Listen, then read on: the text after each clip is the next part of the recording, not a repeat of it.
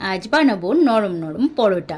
রাতে একটু আলু ফুলকপির তরকারি বেশি থেকে গেছিলো, সেটাই সকালে গরম করে বানিয়ে নিলাম পরোটা।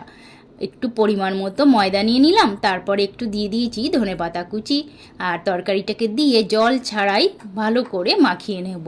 আর নুন লঙ্কা কিছুই দেব না, কারণ সবই তরকারিতে ছিল। এরপরে গোল গোল করে রুটির মতো বেলে নেব।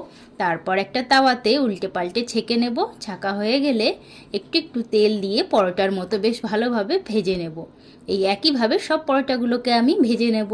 আর এটা কিন্তু খেতে ভীষণ ভালো হয়েছিল, টেস্টি হয়েছিল খুব, কারণ এর ভিতরে ফুলকপি আলু সব কিছুই ছিল, তাই খেতে তো সুন্দর হবেই।